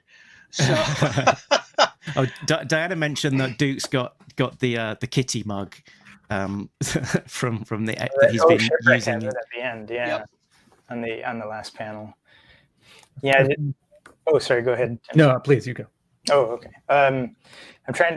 I didn't put a lot, like, compared to previous comics we've done, like Ghostbusters. I didn't put a lot of Easter eggs in the 4 issues because I kind of considered the whole arc to be an Easter egg in a way, like a homage. So usually that's what I do with Easter eggs. It's kind of like a little tribute, so I'll sprinkle in throughout the issues. But other than kind of maybe the characters we did remove, I guess those might have been kind of Easter eggs. And I'm trying to think of anything else. I see 2 things in issue 4. I see on page 2. Oh yeah, the vehicles. Like there's spider thing. That spider thing. I think that's from picking the radioactive crystals. Yeah. And then is this the same page as the kitty mug? We see Hector Ramirez reporting from the Statue of Liberty. Yeah, which is a double Easter egg because, of course, we think of the Statue of Liberty as related to the animated movie opening, but Hector Ramirez is in the script for the animated movie, and his scene was cut. And also, this is not an Easter egg. This is just tragic. You've maybe been aware that the animated movie for its anniversary had a Fathom Events, like 2-day limited theatrical movie theater release. One was 2 days ago, and the other is in 40 minutes, and I can't quite make it. Oh, darn. Oh, no. I didn't know when they were taking place, but I own a copy of the movie, so I can watch it anytime. Yes, I have. I own several different kinds of copies, but I did think if this trip... That's not my fault, is it, Tim? You just can't make it anyway. There's a little too much going on. I'm on a family trip. I'm at a hotel. I'm in California. think the nearest theater is Redwood City. I did go to the Fathom Events website last night, and I thought, but I've got most of the movie memorized, so it's okay. That's great. You know, and also the fun thing about Hector Ramirez is he appears in, you guys know this, but he appears in a lot of different Sunbow projects. So one of my favorites is Inhumanoids. So maybe one day we'll get to do that comic. That'd be fun. There's I don't know if this is an Easter egg, but on the cover to 3, the artist who did the cover to 3, the cover B, excuse me. These look like the MiGs that Major Blood attacks Cobra Joe HQ in the first scene of the first episode before Cobra even has rattlers. Right. So that may be that reference because they're sort of triangular, fixed wing. So, question I had was a question I really had was we're only in what, June at the moment. IDW has the license till the end of the year. Is there any chance we can fit in any more animated stuff in between now and the end of the year? We did most of this last year, so no, unfortunately, there's no chance. The way comics work, the production schedule and down the line, all the stuff, we would have had to have started working on this probably in January to do another one, because it's 2 months to before regular solicits, and then the regular solicits come out 2 months after that. So if we had something done, ready and approved right now, it wouldn't come out till November, and it's just, unfortunately, it's a no-go. So the next publisher, if they give us a yell, then we can maybe do something, and then by that point come out at the end of 2023, beginning of 2024. But that's just how the publishing schedule is. Shorter in comics than books, but still longer than some people realize. Some people, this is longer than I realized. I hear you on this timeline. I just want to throw out there, doesn't need to be a 4-issue miniseries. It could be a one-shot. Yeah, no. I mean, it's seriously just the approvals process. It's too late in the game. Plus, Dan's working on another book. Yeah. I would like to add, though, big thanks to Luis as well for this one, because the issue 4 was the fastest I've ever drawn a comic book in my career. I think we did it in 19 days, and they take me 30. So I was doing like 2 pages a day on that, which is very rare for me because it's quite exhausting. But usually I work like maybe 10, 12-hour days. So those were longer days. Didn't get outside much, but certainly it was a lot of fun. And big thanks to Luis for putting in that extra time too, because the pages look great when they're covered. Nah, it wasn't that hard, man. Don't worry. No? Okay. No, it wasn't. Actually, sometimes I have to wait. Like, I have to watch a movie or something waiting for you because, I don't know, you're too slow for me. No. But this time it was intense because, like they say, sorry, guys, for the short deadline, but we have to do it. And you, at the beginning, were really concerned and thought that you wouldn't make it. And maybe they will have to bring another artist to finish the job. But you didn't say anything to Tom or Erik. You just pull it off and just, I don't know how much coffee did you drink.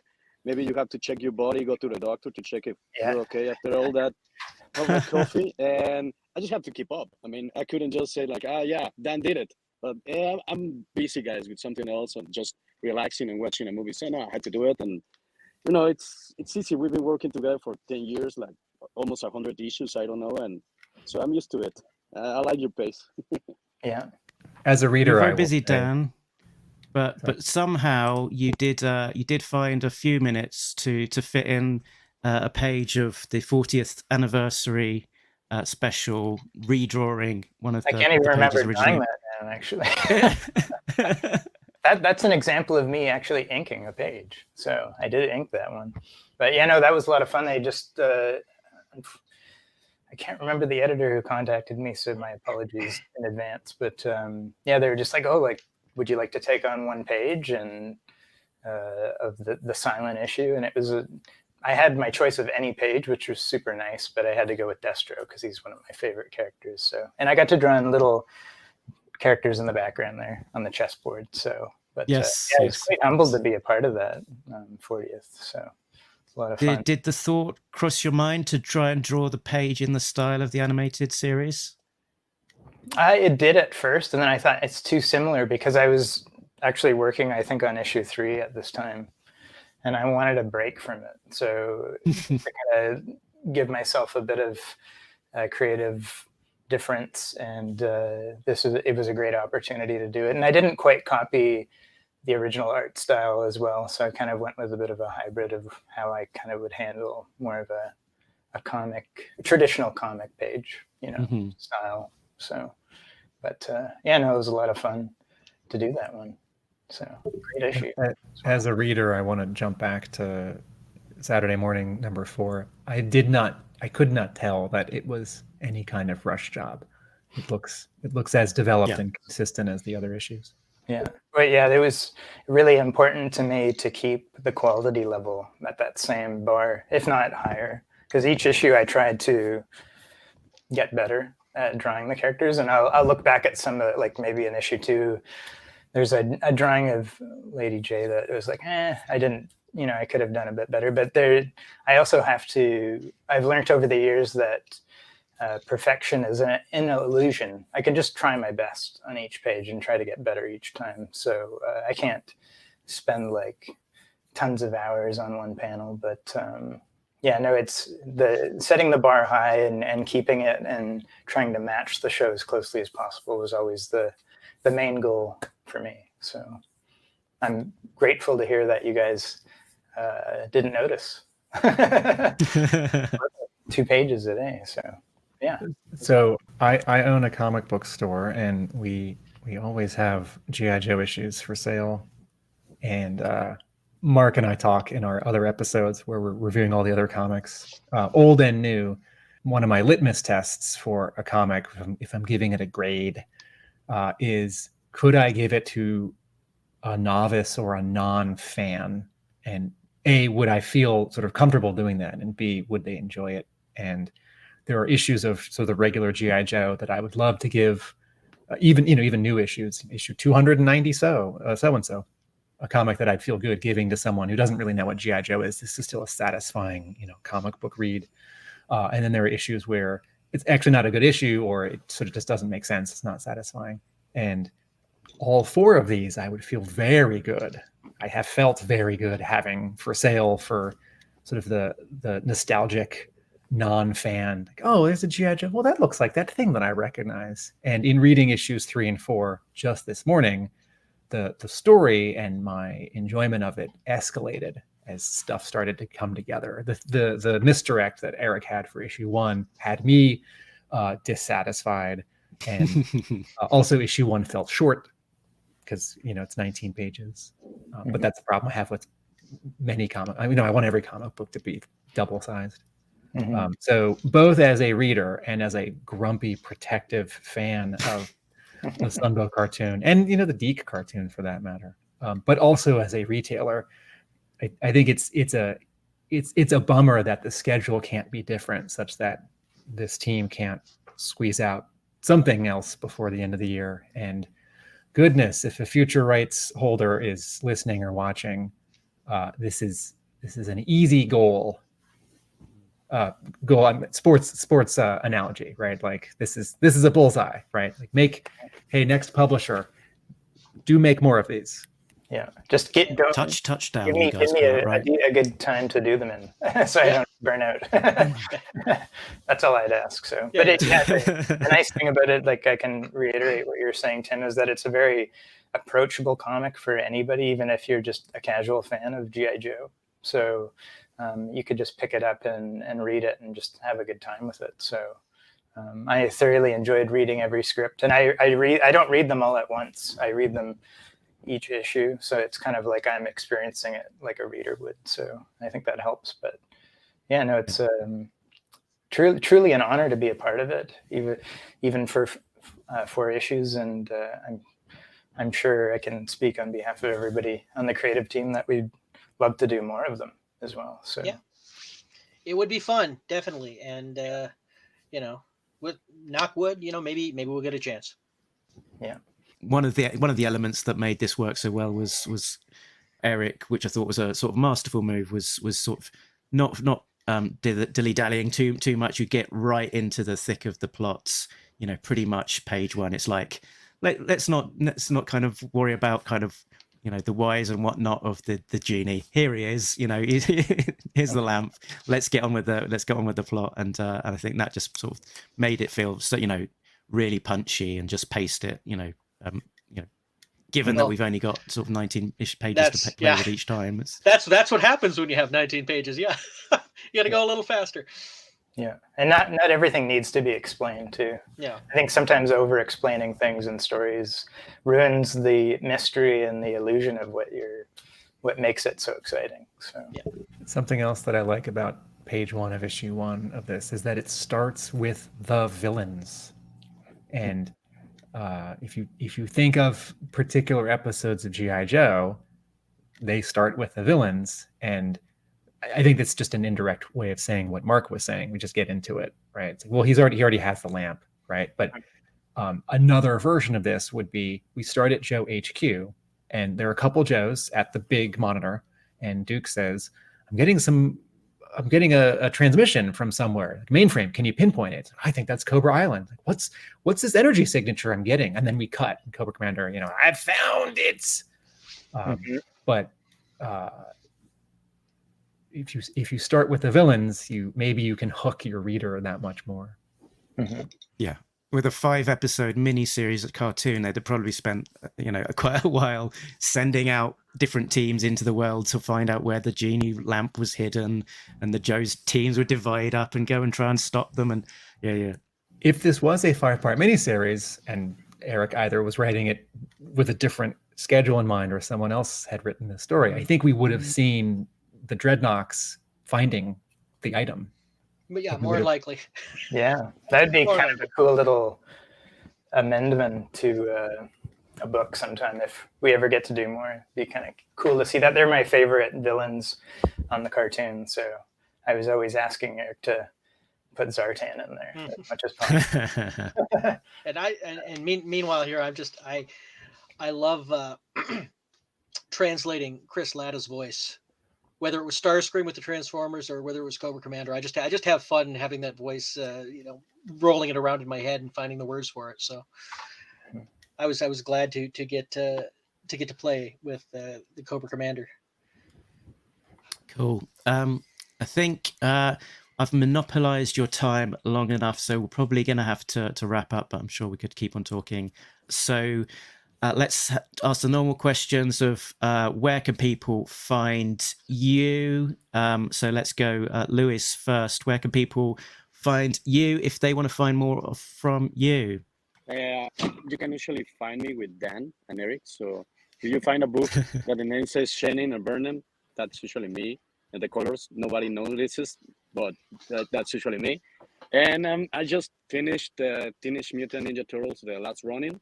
If you're a Ninja Turtles fan as much as I was, because it's the same time, like we like Ghostbusters, we like Ninja Turtles, we like G.I. Joe, Transformers, all that 80s stuff, and you like Kevin Eastman and the Turtles, you can check it out. There's a hardcover, and it's really good. It's 202 pages, and maybe you can check it out. And that's what I'm doing right now. Yeah, tell them about your Instagram, Luis. Ah, there it is. Oh, yeah. That's the last running. I hope you like it. It's all Kevin, like G.I. Joe, it's all Erik and Dan. So I'm just part of it, and I'm lucky to be part of that project and this project and every project that I get a chance to do with Tim and with Dan and with Erik. And so that's it. And my Instagram is, I think it's on the bottom of my avatar.